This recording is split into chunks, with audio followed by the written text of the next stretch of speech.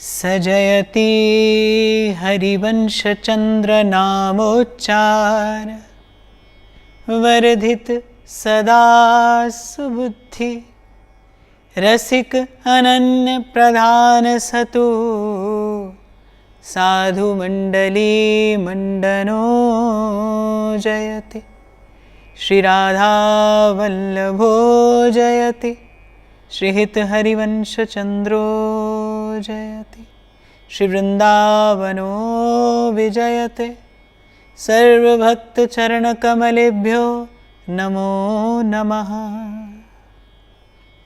गोविंद राधे माधवा गोपाल राधे माधवा गोविंद राधे माधवा गोपाल राधे माधवा गोविंद राधे माधवा गोपाल राधे माधवा गोविंद राधे माधवा गोपाल राधे माधवा गोविंद राधे माधवा गोपाल राधे माधवा गोविंद राधे माधवा गोपाल राधे माधवा गोविंद राधे माधवा गोपाल राधे माधवा गोविंद राधे माधवा गोपाल राधे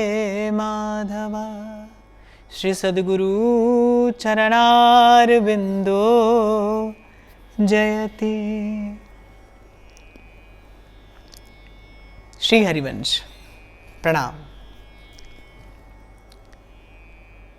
इस दुविधा से, विषमता से और सीधे सीधे कहूं तो पीड़ा से भरे संसार में क्या कहीं वस्तुतः कोई स्थायी सुख है? क्या है कोई आनंद जिसे पाकर तृप्ति लाभ किया जा सकता है? क्योंकि संसार की ओर देखा जाए तो जहां जहां दृष्टि जाती है वहां वहां भ्रम है, भूल है, दुविधा है, पीड़ा है, क्लेश है। जिससे भी अनुभव लिया जाए संसार का वो कुछ ऐसा ही अनुभव अपना बताता है। श्री गुरु नानक देव जी महाराज एक बार जब बैठे थे कुछ जिज्ञासुओं के संग में, तो किसी ने पूछा कि आपने पूरे विश्व का भ्रमण किया है, क्या अनुभव है आपका, सरल शब्दों में बताइए। तो श्री गुरु साहिब ने कहा कि एक बात सारे संसार में एक जैसी देखी कि प्रत्येक जीव सुख चाहता है। तो किसी और जिज्ञासु ने पूछा कि क्या किसी ने पाया है? तो गुरु साहिब कहते कि संसार को देखकर नहीं लगता किसी ने सुख पाया है, किसी ने आनंद की अनुभूति की है। जहां जहां दृष्टि जाती है वहां वहां नानक दुखिया सब संसार। हरिराम व्यास जी भी कुछ ऐसी बात कहते हैं कि डारन डारन में फिरो और पातन पातन दुख, श्री राधा वल्लभ लाल बिन कहूं न पायो सुख। क्या है कोई इस संसार में ऐसा स्थान, ऐसा स्थल, क्या है कोई ऐसी ठौर, ऐसा कोई ठिकाना जहां पर पहुंचकर विश्राम पाया जा सके? या ये केवल एक कल्पना है, या केवल एक भावना है, या ये केवल एक मृग मरीचिका है, या ये आपके मेरे जैसे जीवों का भाग्य है या दुर्भाग्य है कि आपके मेरे भाग्य में केवल जन्म जन्मांतर से बिखरना लिखा है, भटकना लिखा है। संसार की ओर देखो तो उत्तर कुछ और मिलता है। संत की ओर देखो, साधु की ओर देखो, साधक की ओर देखो, तब कहीं जाकर मन को थोड़ा संतोष होता है। तब कहीं इस घने अंधकार में, इस विषमता के घने अंधकार में कहीं आशा की एक किरण दिखाई देती है। और कई बार गुनगुनाता हूं मैं कि जैसे सूरज की गर्मी से तपते हुए तन को मिल जाए तरुवर की छाया। संत की ओर देखो, भक्त की ओर देखो, तब कहीं आशा की एक किरण दिखाई पड़ती है। हाँ भाई, है इस संसार में आकर पाया जा सकता है सुख, इस संसार में आकर उस सत्य चित्त आनंद की अनुभूति की जा सकती है, इस संसार में आकर इस संसार में आकर साधन करके पहुंचा जा सकता है वहां जहां के लिए श्री कृष्ण अपने मुख से कहते हैं, यद गत्वा न निवर्तन्ते तद धाम परमम मम। है एक ठौर ऐसी, है कोई ठिकाना ऐसा, और ये संसार बस इसीलिए रचा है मैंने। भगवान कहते हैं कि यहाँ आकर जीव साधन करके पहुंच जाए वहां जहां जाकर फिर लौट कर आना नहीं होता, जहां पहुंचकर जीव फिर इस आवागमन के द्वंद्व में नहीं पड़ता, नहीं पाता ऐसी पीड़ा, नहीं पाता ऐसा कष्ट, जहां पहुंचकर सदा सदा के लिए जीव केवल सुख की अनुभूति ही नहीं करता, केवल सुख का अनुभव नहीं करता, स्वयं सुख स्वरूप हो जाता है, स्वयं आनंद स्वरूप हो जाता है। और बहुत अधिक विस्तार न करते हुए यदि एक पंक्ति में मैं एक निर्णयात्मक तथ्य कह दूं तो वो केवल यही है, इस द्वंद्व रूप इस विषम संसार से मुक्ति की अगर कोई युक्ति है तो वो केवल भक्ति है। सुख की बात बहुतों ने की है, सुख की बात बहुतों ने की है, सुख की कल्पना तो जीव मात्र करता है, लेकिन वस्तुतः वास्तविक सुख की वास्तविक अनुभूति अगर कहीं ये आशा, अगर कहीं ये संभावना दिखाई पड़ती है तो वो केवल भक्त के ही निकट पहुंचकर दिखाई पड़ती है। बड़ा एक छोटा सा अनुभव है जीवन का कि कहीं अगर एक क्षण के लिए ये चेतना विश्राम पाती है तो वो किसी संत के, किसी भक्त के निकट पहुंचकर ही पाती है। और मैं फिर गुनगुनाऊंगा, सूरज की गर्मी से तपते हुए मन को मिल जाए तरुवर की छाया। क्योंकि भाई तन का ताप तो कुछ भी नहीं, तन के ताप की पीड़ा तो बड़ी थोड़ी है। आप और मैं तो मन के ताप से तप रहे हैं, जीव तो मन के ताप से तपता है। सब सुख सुविधाएं जुटा कर भी जब मन क्लेश पाता है, जब मन पीड़ा पाता है, और उस स्थिति में जब अपनी पीड़ा आप और मैं अभिव्यक्त भी नहीं कर पाते, उस पीड़ा का वर्णन करने वाला कौन है? इसलिए तन का ताप कुछ नहीं, तन का ताप तो बड़ी सहजता से, बड़ी सरलता से दूर किया जा सकता है। तन के ताप को दूर करने की तो बड़ी युक्तियां हैं, बड़ी औषधियां हैं, बड़ी विधियां हैं, पर जीव तो वस्तुतः मन के ताप से त्रस्त है, वो तो मन के ताप से तपा है। और ये मन का ताप दूर होता है किसी संत, किसी भक्त रूपी तरुवर की छाया में बैठकर। और ये प्रमाणिक भी है, ये इस संसार में प्रतिष्ठित भी है।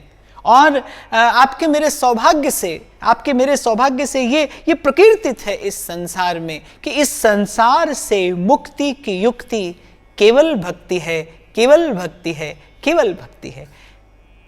अब आपका मेरा सौभाग्य कब जगे?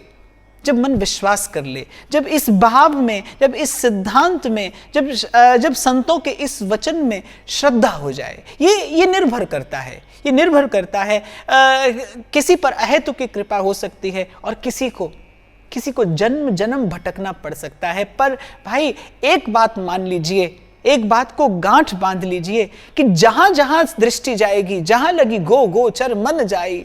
व्यास जी कहते हैं कि डारन डारन में फिरो, पातन पातन दुख, जहां जहां मैंने हाथ डाला वहां पीड़ा हाथ लगी, जहां जहां मैंने पहुंचकर देखा वहां केवल संताप का ही अनुभव किया, मन को विश्रांति नहीं मिली। राधा वल्लभ लाल बिन कहूं न पायो सुख। आज चारों ओर दृष्टि उठाइए, आज चारों ओर दृष्टि उठाकर देखिए, जिन्होंने मशीन की नोक पर भगवान को अप्रमाणित करने का दावा किया, जो तथाकथित लोग ये कहा करते थे कि कर्म से बड़ी कोई शक्ति नहीं है, कर्म से बड़ी कोई शक्ति नहीं है, जो है वो इसी संसार में है, इसलिए भोग लीजिए सुख। आज घुटनों पर हैं, तप रहा है मन, चित्त क्लेश पा रहा है, कोई कुछ कर नहीं पा रहा। और ऐसे संकेत, ऐसे इंगित प्रकृति ने बार बार दिए हैं, ऐसे संकेत प्रकृति बार बार देती रही है और देती रहेगी। कबीर जैसा संत बार बार कहता है, चलती चाकी देख के दिया कबीरा रोए, दो पाटन के बीच में साबत बचा न कोई। और फिर जब देखी प्रभु की लीला, फिर जब देखी प्रभु की करुणा प्रभु के निज जनों पे, प्रभु के भक्तों पे, फिर कहते हैं कबीर, चलती चाकी देख के दिया कबीरा हंस, दो पाटन के बीच में साबत गया जो बच। जब चक्की चलती है तो सब कुछ पिस जाता है, कुछ एक दाने रह जाते हैं जो हत्थे के साथ लगे रहते हैं। मेरे गोस्वामी जी रामचरितमानस में कहते हैं, जे ही राखे रघुबीर ते उबरे ते ही काल महा। जीव तो काल के ग्रास में, काल का ग्रास है, काल के मुख में पड़ा है।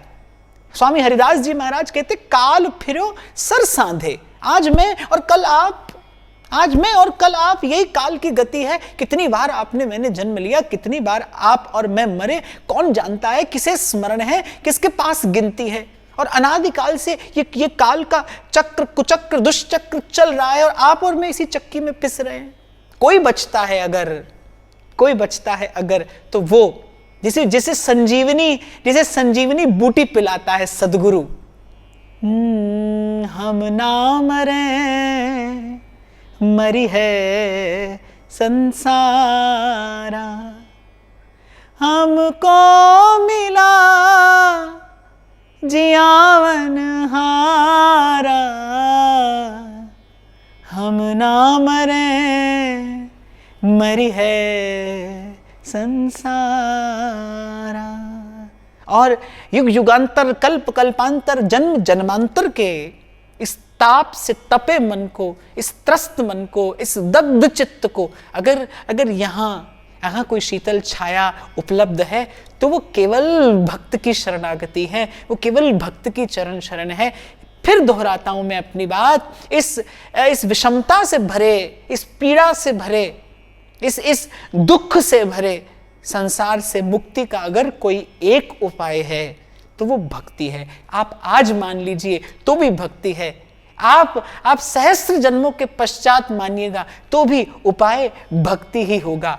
जिस तरह भगवान सत्य हैं, जिस तरह भगवान इस समग्र अस्तित्व का एकमात्र सत्य है, उसी प्रकार उतना ही सत्य ये एक सिद्धांत है कि कभी जीव इस दुष्चक्र से, कभी जीव इस पीड़ा से, कभी जीव इस त्रिताप से मुक्त हो सकता है तो वो केवल भक्ति के आश्रय से हो सकता है, भक्ति का आधार लेकर हो सकता है, भक्ति का स्वरूप होकर हो सकता है। और भक्ति है, और भक्ति ही है, भक्ति है नहीं, मैं कहूंगा भक्ति ही है जो ले जाती है जीव को वहां जहां पहुंचकर फिर लौटना नहीं होता, जहां पहुंचकर फिर कहीं और देखना नहीं होता, जिसे पाकर फिर कुछ और पाने की इच्छा नहीं रहती, जिसे प्राप्त करके फिर ये जीव, ये जन्म जन्म का याचक प्रसन्नता का दान करने वाला हो जाता है। तो कुछ दिन मन में यही विचार था, मन में यही चिंतन था कि अब किस नवीन चिंतन, किस नवीन विचार मंथन के साथ आप और मैं आगे बढ़ें। ऐसे तो इस विषय की चर्चा आपने मैंने कई बार की, लेकिन समय का अभाव होता था और आप और मैं आरंभ करते थे और बस दो पग आगे बढ़ते थे और समय की मर्यादा हमें रोक देती थी। तो अब की बार मुझे लगा आपके मेरे पास खूब समय है चर्चा का, चिंतन का, और चर्चा और चिंतन के साथ साथ मनन का, मंथन का और भगवत स्मरण का। तो जैसा मैंने आपको निवेदन किया कि भाई अल्प सा जीवन है, थोड़ा सा जीवन है और उसमें भी इतना बिखरा हुआ मन है। कुछ घड़ियां ही तो होती हैं जब आप और मैं, वो भी गुरु कृपा से, संत कृपा से, सत्संग की कृपा से प्रभु के सन्मुख हो पाते हैं। तो यत्र तत्र की बात न करके सार की बात की जाए, सार सिद्धांत ग्रहण किया जाए। मेरे कबीर साहब कहते हैं, रे मन हंसा मोती चुगना। अरे मन हंस हो जा। जैसे हंस का सबसे श्रेष्ठ गुण क्या है कि हंस केवल सार की वस्तु ग्रहण करता है, निस्सार छोड़ देता है। देखो, सार और निस्सार से मिलकर ही संसार बना है। संसार में कुछ भी ऐसा नहीं है जो निस्सार हो और संसार में कुछ भी ऐसा नहीं जो सार स्वरूप हो। सार और निस्सार से मिलकर जुलकर संसार बना है। आप और मैं भी सार और निस्सार से बनकर बने हैं। ये शरीर निस्सार है और इस शरीर में बैठा हुआ जीवात्मा वो एकमात्र सार है, एकमात्र सत्य है। लेकिन ये दोनों मिलते हैं तभी साधन संभव हो पाता है। तो आपके मेरे भीतर भी कुछ सार है, कुछ निस्सार है। हंस के पास एक योग्यता है जो नहीं देखता निस्सार की ओर, बस केवल सार चुनता है और अपना कार्य साध लेता है। पहले ये मन काग था, करता जीवन घात, अब तो मन हंसा भया, मोती चुग चुग खात। गुरु की कृपा से, सदगुरु की कृपा से, सदगुरु के समर्थ संकल्प से आपको मुझे किंचित ये योग्यता प्राप्त हुई कि आप और मैं विचार कर सकते हैं, आप और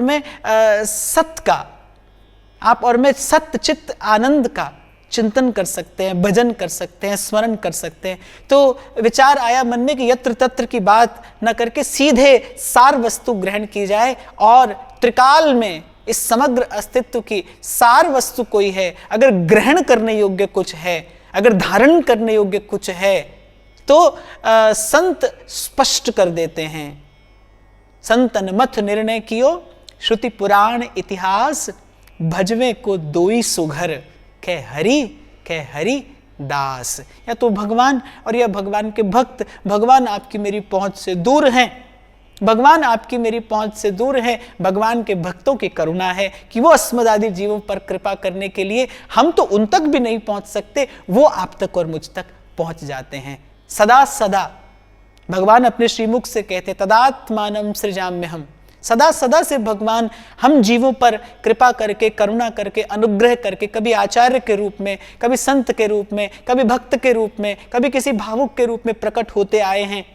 भक्त के रूप में ही भगवान की झलक इस संसार को सदा मिलती है, भक्त के रूप में ही अनुभूति भी मिलती है, भक्त के ही रूप में आस्वादन की विधि भी मिलती है, भक्त के ही रूप में शास्त्र भी मिलता है, भक्त के ही माध्यम से सिद्धांत भी मिलता है। इसलिए मुझे तो ऐसा लगता है कि ठीक है भजवे को दोई सुघर, कह हरिदास, पर फिर भी मुझे लगता है कि एक का भजन करने से दोनों का भजन होता है, और वो है भगवत भक्त का भजन। राधा वल्लभ भजत भजी, भली भली सब होए। तो विषय लिया है मैंने इस बार नारद भक्ति सूत्र, मेरा बड़ा प्रिय विषय है, क्योंकि सबसे पहले तो कहा किसने है? देवर्षि नारद ने। और नारद कौन है? नारद कैसे हैं? सर्वप्रथम तो नारद जी ऐसे हैं जिनका स्मरण करते ही आपकी मेरी चेतना में गुंजायमान होने लगता है कुछ। क्या? श्रीमन नारायण नारायण, श्रीमन नारायण नारायण नारायण। मुझे तो ऐसा ही लगता है कि जैसे ही कोई नारद कहे, देवर्षि नारद, तो आपके मन में क्या दृश्य आता है कि जिनके पास में वीणा है, हाथ में करताल है, सुंदर संत का सा वेश है, और वक्षस्थल पर प्रभु की प्रसादी माला है, मस्तक पर सुंदर चंदन का तिलक है, और मन प्राणों को झंकृत कर दे, घोल दे मिश्री हरिनाम की जो आपकी मेरी चेतना में।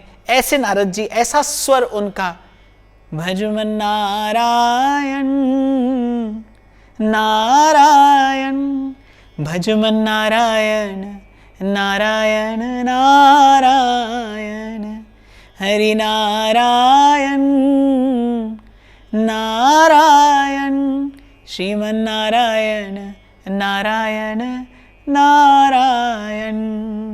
तो नारद जी कैसे हैं भाई? ऐसे हैं जिनका नाम लेते ही घुल जाए आपके मेरे भीतर हरि नाम की मिश्री, जो जीवन में भक्ति का माधुर्य घोल दे, वही तो भक्त है ना। कोई छेड़छाड़ नहीं करता है भक्त जीवन से, वो केवल आपके जीवन को मधुर कर देता है, वो आपके केवल जीवन में भक्ति की मिठास घोल देता है, भक्ति का माधुर्य घोल देता है। मैं दोहराता हूं अपनी बात, भक्ति बाहरी जीवन से कोई बहुत अधिक छेड़छाड़ नहीं करती। वो ना तो आपका रंग बदलेगी, ना आपका रूप बदलेगी, ना आपका देश बदलेगी, ना आपका भेष बदलेगी। भक्ति न रंग रूप बदलती है, न देश और भेष बदलती है, वो तो आपके प्राणों में, वो तो आपके भीतर कहीं बहुत गहरे, वो तो आपकी चेतना में कहीं हरि नाम का एक माधुर्य घोल देती है और आप कुछ से कुछ हो जाते हैं, आप क्या से क्या हो जाते हैं। मेरा छोटा सा अनुभव तो यही कहता है कि दैहिक धरातल पर कोई परिवर्तन नहीं आता, भक्ति कहीं बहुत गहरे, कहीं बहुत भीतर आपकी चेतना का जो गहनतम स्तर है, जहां से उद्भूत होती है चेतना, भक्ति तो सीधे कहीं वहां कुछ क्रिया करती है, वहां कुछ हलचल होती है और देखते ही देखते आमूल चूल परिवर्तन होता है जीव में और जीव भक्त हो जाता है। और भक्त अर्थात भगवान जिसके अधीन हैं। व्यास बड़े हरि के जना, हरि ही नवावत मात, जिनके ही में बसत हैं, तीन लोक के नाथ, बड़े हरि के जना, बड़े हरि के जना। और आप और मैं तो बहुत बार उसकी कृपा से, उसकी मेहर से, उसकी दया से, आप और मैं तो बहुत बार कभी मीरा के पास जाकर बैठे, कभी कबीर के, कभी सूरदास जी के निकट बैठकर हमने गोपाल जी का जस सुना, और कभी तुलसी के निकट बैठकर हमने भज श्री राम, भज श्री राम, श्री राम जय राम, जय जय राम गाकर स्वयं को कृतार्थ किया। जैसा मैंने कहा कि नारद भक्ति सूत्र सबसे बड़ी विशेषता क्या है कि भक्त के द्वारा ये कहा गया है, ये भक्त के द्वारा प्रकटित है। और भक्त भी कैसा जिसे सिद्ध कहा जा सकता है। और मैंने कहा भक्ति के मार्ग पर सिद्धि क्या है कि जिसका दर्शन करते ही, जिसका स्मरण करते ही, जिसका चिंतन करते ही आपके मन में भगवत भक्ति का भाव जागृत होने लगे, स्फुरित होने लगे आपके मन में भक्ति की वो सुकोमल, वो पवित्रतम भावना। और नारद जी बिल्कुल ऐसे ही हैं। नारद जी का स्मरण करते ही आपकी चेतना सहज पहुंच जाती है कहीं नारायण के निकट, कहीं श्री हरि के चरणों में ले जाकर बिठा देते हैं वो आपको, मुझे। तो मुझे लगा कि अब की बार इसे आरंभ भी करेंगे और नारद जी के पास बैठकर, जो नारद जी ने ये अद्भुत भक्ति का शास्त्र प्रकट किया, नारद भक्ति सूत्र 84 सूत्र हैं इसमें। और मेरे मन में विचार आया कि अब की बार चैन से नारद जी के पास में बैठेंगे, उनकी वीणा की तारों की सुमधुर ध्वनि सुनते सुनते, कभी कभी उनके करताल में हम भी अपना करताल मिला देंगे। श्रीमन नारायण नारायण, श्रीमन नारायण नारायण नारायण। और नारद जी के निकट बैठकर अब की बार भक्ति के ये गहनतम सूत्र, ये सूक्ष्मतम भाव आप और मैं दर्शन करने का, चिंतन करने का, मनन करने का प्रयास करेंगे। जैसा मैंने आपको कहा कि एक तो नारद जी का ये गुण है कि नारद जी का नाम लेते ही आपकी मेरी चेतना पहुंच जाती है श्री हरि के चरणों के निकट। नारद जी का एक और बड़ा सुंदर गुण है, और वो क्या है कि नारद जी एक जगह पर ठहरते नहीं। अर्थात जो नारद जी की जो चेतना है वो अनंत काल से प्रवाहमान है, बह रही है। किसकी ओर? श्री हरि की ओर। देखिए, जैसे जल तभी तक पवित्र माना जाता है जब तक वो प्रवाहित होता रहे, जैसे ही रुकता है वैसे ही वो दूषित होना आरंभ हो जाता है। कम से कम वो पूजा के योग्य नहीं रहता, वो देवता के अभिषेक करने योग्य नहीं रहता। संसार के किसी कार्य में उसका प्रयोग भले कर लिया जाए, लेकिन वो देवता की पूजा, देवाभिषेक के लिए उपयुक्त नहीं होता। जल तभी तक पवित्र है जब तक वो प्रवाहमान है। नारद जी की चेतना प्रवाहमान है, आपकी मेरी चेतना रुक जाती है। आपकी मेरी चेतना का जो प्रवाह है वो बार बार रुका है। वो कभी तन पे रुकता है, कभी धन पे रुकता है, कभी स्त्री में रुकता है, कभी पुत्र में रुकता है, कभी संसार की मान प्रतिष्ठा में जाकर आपकी मेरी चेतना का प्रवाह रुक जाता है और आपकी मेरी चेतना दूषित हो जाती है, मैला कुचैला हो जाता है अंतर्मन। नहीं रहते आप और मैं भी भगवत भजन के योग्य, भगवत स्मरण के योग्य। नारद जी कैसे हैं? नारद जी कैसे? नारद जी की चेतना जो है वो अनंत काल से प्रवाहमान है, ऐसा शास्त्र कहते हैं। ऐसा मैंने बड़े लोगों से सुना है, संतों के मुख से सुना है कि भाई 2 घड़ी से अधिक नारद जी कहीं नहीं ठहरते, सतत प्रवाहमान है वो। लेकिन उनका प्रवाह है कहाँ, किस ओर? उनका प्रवाह है श्री हरि की ओर। और ये कैसे प्रकट होता है, ये कैसे प्रतिष्ठित होता है कि नारद जी की चेतना श्री हरि की ओर ही प्रवाहित है, स्वयं भी प्रभु की ओर चलते हैं। और जो मिल जाए उनकी इस अनंत काल की यात्रा में, उन्हें जो जो मिला है, उन्होंने उस जीव को श्री हरि के सन्मुख किया है, उन्होंने उस जीव को श्री हरि के चरणों में ले जाकर बिठाया है। वो 5 वर्ष के नन्हे से ध्रुव हो, और या फिर वो प्रहलाद हो, वो ध्रुव हो, वो प्रहलाद हो, या फिर ऐसे असंख्य जीव जिन पर श्री नारद जी ने कृपा करके उन्हें श्री हरि के चरणों की प्राप्ति कराई है। तो बड़ा अद्भुत ये, मैं इसे शास्त्र कहूं, ग्रंथ कहूं, सिद्धांत कहूं, या फिर पंथ कहूं। मुझे तो लगता है कि नारद भक्ति सूत्र कोई ग्रंथ नहीं है, कोई शास्त्र या कोई सिद्धांत नहीं है, क्योंकि भक्ति कोई शास्त्र नहीं है जिसे पढ़कर सीख लिया जाए। भक्ति कोई सिद्धांत नहीं है जिसे बुद्धि से समझ लिया जाए। भक्ति कोई केवल मात्र एक विचार नहीं है। भक्ति कोई एक विचार नहीं है कि जिसे चिंतन के द्वारा हृदयंगम कर लिया जाए। भक्ति कोई मत या संप्रदाय भी नहीं है जिसका अनुकरण या अनुसरण कर लिया जाए। मुझे तो लगता है कि भक्ति अनंत की ओर, सत्य चित्त आनंद की ओर जाने वाली एक यात्रा है। जी हाँ, भक्ति तो उस सत्य चित्त आनंद की ओर जाने वाली एक यात्रा है। और कई बार आप लोगों से चर्चा हुई कि इस यात्रा का गंतव्य क्या है। मुझे स्मरण आ रहे हैं, हमारे विनोद अग्रवाल जी गाया करते थे कि तलाशे तलब में वो लज्जत मिली है कि दुआ कर रहा हूं कि मंजिल ना आए।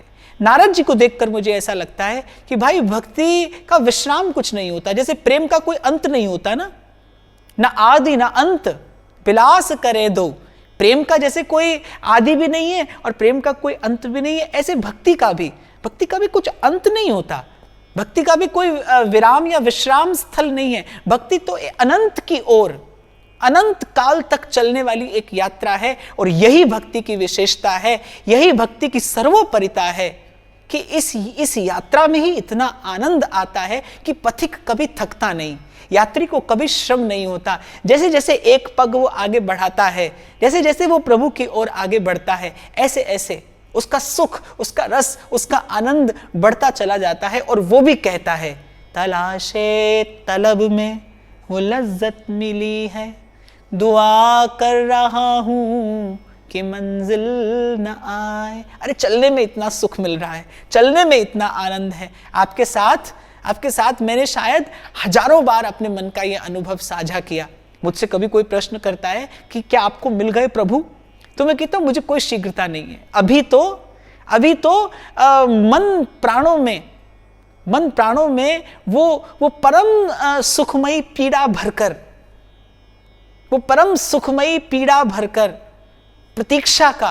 प्रतीक्षा का सुख ले रहा हूं मैं। और आपके साथ मिलकर तुझको पुकार रहे हो, आओ रसिया, सब दुख दूर हुए जब तेरा नाम लिया। अभी तो मुझे पुकारने में बहुत आनंद आ रहा है। और वो पुकार भी कैसी है मैं जानता हूं, आधी अधूरी है। शायद दीनदयाल के कान तक पड़े न पड़े खबर नहीं, लेकिन इस आधी अधूरी पुकार में भी मुझे बहुत रस है। इसीलिए संतों ने, भक्तों ने एक मत से कहा, भक्ति साधन नहीं है, भक्ति फलस्वरूपा है। तो नारद जी जैसा भक्त इन सूत्रों को और इन सूत्रों के माध्यम से उस अत्यंत सूक्ष्मतम रहस्य को उजागर कर रहा है। और मैं फिर कहूंगा कि भक्ति सूत्र ग्रंथ नहीं है, कोई शास्त्र सिद्धांत नहीं है। भक्ति सूत्र तो एक पंथ है जिस पर चलकर ये भक्ति की सुगम और अत्यंत सरस यात्रा आरंभ की जा सकती है। कहीं पहुंचने के लिए नहीं, बस चलने के लिए प्रभु की ओर चल रहे हैं हम। यही जीवन का सबसे बड़ा सौभाग्य है, यही जीवन का सबसे बड़ा आनंद है। कब पहुंचे, कहां पहुंचे, अरे इसकी चिंता एक और रखकर, ये व्यापार कोई और करे, ये करेंगे और ये पाएंगे, ये व्यापार कोई और करे, हम तो बस चले हैं। तेरी महफिल में किस्मत आजमा कर हम भी देखेंगे, घड़ी भर को तेरे नजदीक आकर हम भी देखेंगे, अजी हाँ हम भी देखेंगे। तो मुझे लगा कि इस समय का सदुपयोग करते हैं और आप, मैं, हम सब मिलकर सत्यचित्त आनंद की ओर चल देते हैं। बीच बीच में बैठकर नारद जी से सुन लिया करेंगे, सीख लिया करेंगे, उनके सूत्र समझ लिया करेंगे। बड़े काम की चीज होती है सूत्र माने फॉर्मूला होता तो बड़ा छोटा सा है, होता तो बहुत छोटा सा है सूत्र, फॉर्मूला बड़े थोड़े से शब्दों में कह दिया जाता है, लेकिन अपने भीतर वो बहुत बड़ा रहस्य, अपने भीतर बहुत बड़ी प्रक्रिया, अपने भीतर बहुत बड़ी संभावना, अपने भीतर बहुत बड़ा परिवर्तन समेटे रहता है, एक छोटा सा नन्हा सा सूत्र। तो नारद जी के पास बैठकर उनके बताए सूत्र हम सुनेंगे, समझेंगे, चिंतन करेंगे, मनन करेंगे और आप, मैं, हम सब मिलकर चल देंगे उस सत्यचित्त आनंद की ओर। तो भक्ति सूत्र में नारद जी ने प्रथम सूत्र दिया है, अथा तो भक्तिम व्याख्यास्यामः, कि अथ अर्थात आइए मैं भक्ति की व्याख्या करता हूं, अब मैं भक्ति की व्याख्या करता हूं। और जो व्याख्यास्यामः ये शब्द बड़ा महत्वपूर्ण है। व्याख्या कौन करता है, व्याख्या कौन कर सकता है? जिसने अनुभूति भी की हो, जिसने आस्वादन भी किया हो। श्री नारद जी का ये वाक्य प्रमाणित कर देता है कि नारद जी जो कहने जा रहे हैं वो केवल भावना, केवल विचार नहीं है, वो उनकी अनुभूति है। उस रस का उन्होंने आस्वादन किया है अनुभव के पश्चात। और इस क्षेत्र में, इस परिधि में अनुभव ही अधिकार है। जिसे अनुभव है वो अधिकारी है। मैं तो कई बार कहता हूं, जिसने अनुभव कर लिया है वो अनुभव करा भी सकता है, जिसने देख लिया है वो दिखा भी सकता है, जिसने समझ लिया है वो समझा भी सकता है, जिसने उस सत्य को जान लिया है वो आपको और मुझे कृपा करके जना भी सकता है। तो नारद जी का ये प्रथम सूत्र, अथा तो भक्तिम व्याख्यास्यामः, अब मैं भक्ति की व्याख्या करता हूं, ये कहीं नारद जी की बड़ी आधिकारिक घोषणा है। ये कहीं नारद जी का अधिकार प्रकट करती है कि हाँ, मैं जानता हूं भक्ति के स्वरूप को, मैं भक्ति के स्वभाव को जानता हूं, मैंने दर्शन किया है भक्ति का, मैंने उसकी अनुभूति की है, मैंने उस रस का आस्वादन किया है, मैं उसके स्थूल सूक्ष्म प्रत्येक प्रकार के रूप से, उसके विविध आयामों से मैं परिचित हूं। मैं बताता हूं, मुझसे सुनिए। ऐसा नारद जी प्रथम सूत्र में कहते हैं। तो आज श्री जी की कृपा का स्मरण करके, महाप्रभु की कृपा का स्मरण करके मैंने मंगलाचरण किया है इस नारद भक्ति सूत्र रूपी, इस अद्भुत ग्रंथ रूपी पंथ का। आज के दिन आप और मैं अपनी यात्रा का मंगलाचरण करते हैं। अब धीरे धीरे इन सूत्रों का चिंतन मनन करते हुए, श्री नारद जी के श्री चरणों का स्मरण करते हुए, उनकी कृपा का आश्रय आधार लेते हुए, वो इस मार्ग के, वो इस भक्ति पंथ के आचार्य हैं, उनकी अनुकंपा का आधार लेते हुए आप और मैं भी श्री हरि के शरणागत होने का प्रयास करेंगे। श्री हरिवंश प्रणाम।